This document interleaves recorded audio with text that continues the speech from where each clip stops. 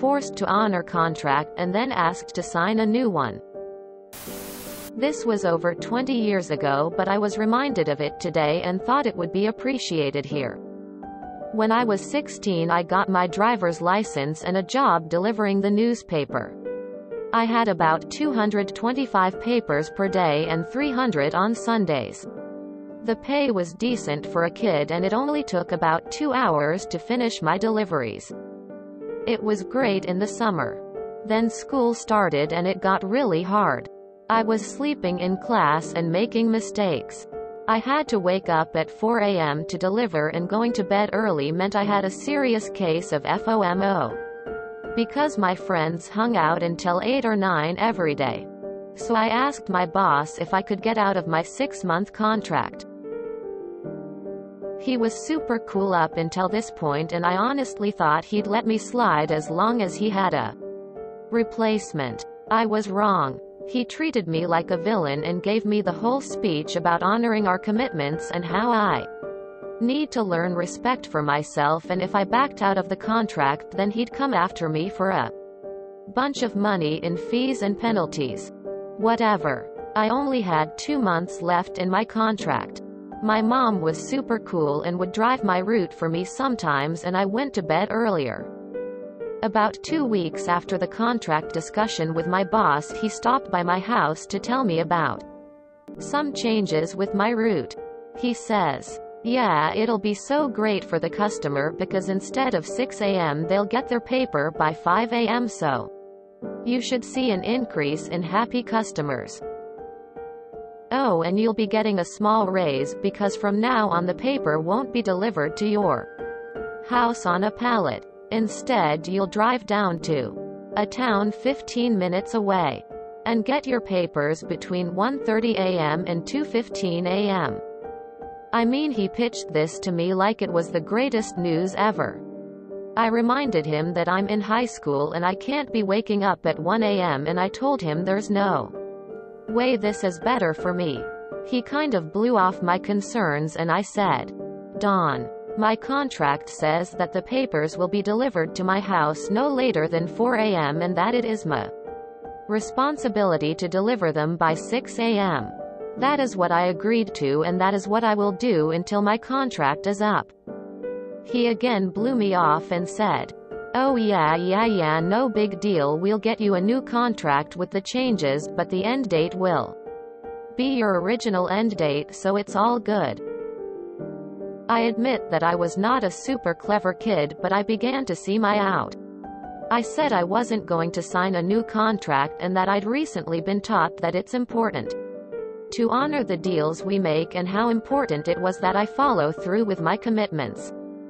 He could hear the sarcasm dripping off my words and he thought he could power trip me into compliance. He got mad and threatened to fire me if I don't sign a new contract. I actually laughed at him and said that'd be great. I was a bit of a little shit to him at this point, and I told him if the papers showed up to my driveway before 4 a.m. then I'd deliver them, but if not then I'll consider it a breach of contract and I'd have to terminate my relationship with the newspaper. I was in a great mood and had no problems at all. It was actually my mom who was furious that they'd pull these changes on a high school kid trying to make an honest buck. I was just glad to never deliver another paper. In the end, did your boss choose to terminate the contract ahead of time or begrudgingly leave the contract as is? I delivered papers for a short while. The bosses absolutely act like your best buddy until something inconveniences them. Nothing else in your life matters but the paper. Despite it dying at an abysmal rate, I was working full-time, going to class, as well as delivering the paper. I was forced to deliver in 6 inches of blizzarding snow, in my tiny little front-wheel drive car, or face hundreds of dollars in penalties. When I was a kid in the 70s, our paper was an evening paper. Printers worked during the day. Delivery drivers also day. Kids delivered papers after school. It all worked. Then they switched to morning papers. Everyone worked overnight. Kids didn't have paper routes anymore since whoever was delivering had to wake up at 4 a.m. And the paper was still yesterday's news. Except now it was old and soggy by the time you got home, 'cause if you worked a blue-collar job, it didn't arrive at your door before you were leaving. Killed the money for kids.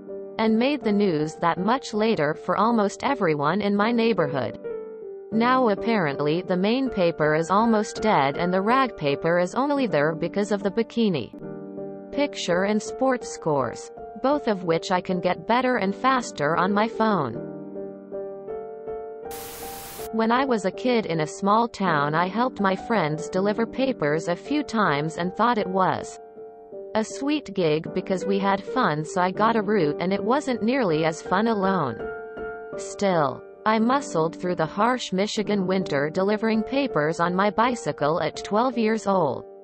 I finally gave it up in spring because I had a few customers refuse to pay me because they left for work at 5 in the morning and I didn't always get their papers to them by then. That was money out of my pocket, so I dropped them from my route and my boss had a fit and said I had to keep them even if they didn't pay, so I told them to find me a replacement. They didn't, so I stopped doing the route after my next collection when I got stiffed by the same customers. That was back in the 70s when papers were still a big thing and paper boys learned quickly how to keep records of who paid, when and how much. I remember doing the paper run as a kid with my brother. We had to fold the junk mail ads in with the newspapers, then deliver them too. I got so sick of it and smelling like ink I told my mom I wanted to quit. She tried to bestow a lesson on me by saying, "Okay, but you need to give 2 weeks notice like you would a regular job," and that I was missing out on money. Fine by me. That was my out, so I agreed. Fast forward 2 weeks and my mom and younger brother were folding newspapers on the table while I was in the next room playing video games. She told me to come help, but I told her I already gave my 2 weeks notice and kept playing. I don't remember them folding newspapers after that for some reason. I would have to guess that any contract entered into with a minor was not enforceable anyway. The real question is, can a minor even be held to a contract? Unless they also had your legal guardian come in and also sign it? A few years earlier than you, my son decided to get a paper route. I was always at work when his boss stopped by, so I told my wife to ask him how much per paper Swiggy Jr. was getting. But all she ever got was double talk. Finally, I happened to be home and so I asked him how much Swiggy Jr. was getting. He hemmed and hawed around, and finally told us 1.5 a paper during the week. But he got a whole nickel on Sunday. He didn't realize my younger brother had delivered the same newspaper 25 years earlier. And funny how he was making 1.5 a paper. 5 on Sundays. Believe me, the cost of a newspaper sure as hell went up in those 25 years, but the paperboy pay sure as hell didn't. I showed him to the door and told him, "Good luck on delivering your papers tomorrow. My boy isn't doing it for less than a nickel a paper." Quote. Didn't have to worry about a breach of contract. My wife, who couldn't understand a contract to save her life, wouldn't sign it. And she shuffled it off to me to sign. That's why he showed up when I was home. I think he pretty much figured my son wouldn't be their slave anymore. Paper delivery and school just do not go together well. It was my first job in college. I figured it would be fun. A bit of extra cash. No big deal. I had from 6 to 8 to do it. And that would have been fine. But after a couple months of being 100% reliable and occasionally picking up an extra route for one of the other 3 who for some reason couldn't show, I was the most senior of the crew. I was promoted to crew chief, which I don't recall a raise for. It ended up being a nightmare. They would call in sick constantly and I'd be doing 3 routes a day sometimes. With papers finally getting delivered by 11 a.m. One awful day it was everyone calling in sick, the papers being late, and a huge football game which meant an added hotel route. That was like 300 stops and even the manager of the paper was helping me out. We didn't get done till like 1 p.m. and I missed my classes. I left shortly after. In addition to what everyone is saying about contracts not being enforceable with children, there are child labor laws in the USA that only allow children to work between certain hours. I delivered papers for a couple years starting when I was 10 or so and it was fantastic. It was an evening paper so I could deliver it after school. Best part was when they had this promo that for every new customer I got to sign up, they'd give me any new CD I wanted, including those with parental warnings. Ended up with a nice collection of Eminem and Blink-182 CDs that I hid under my bed. Worst part was when a younger kid who always wanted to help me got bit by a dog when I sent him to deliver some and his mom got really mad and yelled at me. I was management for a newspaper in distribution for over 12 years. And my rule was, if your grades start to slip or the job become in the way for extra after school events, talk to me. We can either work it out or I let you out off the contract earlier than the 30-day notice needed. I never held a kid hostage via contract. Hell, for that matter, I didn't with adult either. Real life happens, and if you need to give me a normal 2-week or even just some notice because you found a better paying job or something else that betters your life, who am I to stand in the way? I would turn then into substitute carriers 90% of the time because they wanted to work for someone. Who cares? I helped my parents deliver newspapers for a while when I was in middle school. 7th grade. It was a pretty terrible job. We had to roll the papers up, stuff them in special plastic sleeves, which did nothing to keep them dry anyway, and then drive around our route. We also had to collect payment from the customers. As I recall, my mom or dad calculated the costs we put out in gas, the time we spent doing the prep, the time we spent delivering, and the time we spent collecting. And we were making maybe $1 an hour for the whole group of us. It just wasn't worth it. And our route was such that a car was definitely needed. There was no way we could have carried that many papers on a bike or on foot. Up until recently, we received a local county newspaper every week. We did not subscribe to it. It was just given to each resident of our county. Well, the delivery guy always threw it into our driveway, even though the walkway to our door is 2 feet from the driveway. Also, the driveway has a huge puddle, which we've seen him throw the paper into. We asked repeatedly if he could just put it on the lawn or the walkway, but he refused. We even asked him to just not deliver it, since we couldn't read it after it got wet anyway, but he refused. We talked to the county about it, and they said to take it up with the driver. December would roll around and he'd stop at each house and leave an envelope with a note saying that we owe him a Christmas bonus. I don't know about our neighbors, but we gave him nothing. We know how hard it is to deliver the papers, but we did our best to accommodate any reasonable requests from our customers. Like, please don't throw our paper into the puddle. It's been a while since we saw one of those papers. I wonder if they're still making them. I used to sub as a postal worker early on while I was studying. It wasn't until then that I realized how incredibly crazy some people were about their newspapers. I'd had no idea. The way it worked was that I would get the newspapers that people had subscriptions for along with their normal mail. I would sort the post for my route in ascending order. Pack my saddlebags and go. I wouldn't pay specific attention to who got a paper and who didn't.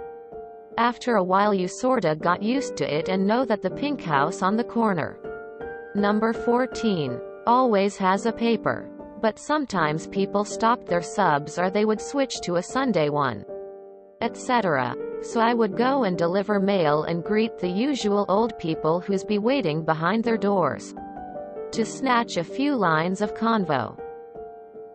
One day this old couple was already waiting for me at their garden gate. I rolled up and said hi and handed them their post, only then did I notice that they were furious. We didn't get our paper yesterday. I hadn't even noticed. They were very menacing, as if it was my direct fault that the paper hadn't come. I mean, they are addressed individually, so if it doesn't come with the morning bulk, it isn't there. Nothing I can do about. A few days go by. Again they are waiting for me. I'm like, oh God, I hope I have their paper today. I forgot to pay attention this morning. I check my bag and of course it wasn't there. They were so mad they just about went at my throat. I was young and introverted and I couldn't handle unfounded aggression at all. I was still upset when I rolled into headquarters over lunch. My coworker, a lifer, i.e. a postal worker for life, took one look at me and saw I was upset and asked what was up. I explained that I'd had trouble with this couple before, but now they really went out of their way to be nasty. It ended with him lending me his delivery car and an extra copy of the paper they were missing and told me to drive up there and hand it over. He was very angry. It's not like we're having their papers for breakfast. It ended with the couple being extremely nice to me for the rest of my time on their route. Gave me huge tips, etc. I guess they didn't mean to upset me. They just really wanted their paper. What was the fallout? Did you or your mom bring this up to the school? Or to his boss? Because they could have gotten into a lot of trouble trying to force a minor to do something like that. Being a paper delivery boy back in the day was like working for the mafia. I got my first route when I was 9 and worked until I was 16. And my supervisors always intimidated the shit out of me, especially if I was short money due to people not paying me on collection day. And I honestly thought he'd let me slide as long as he had a replacement. Mate, what the fuck do you think would happen to you if you just stopped going to work and stopped taking his calls? Fucking nothing. What the fuck is wrong with your country where a kid in school has a contract to deliver papers? He could hear the sarcasm dripping off my words. My God, that's a beautiful sentence. If you enjoyed this video, please check out our playlists full of similar content. Epic Ericast is like doom scrolling for your ears. Please like, share, and subscribe.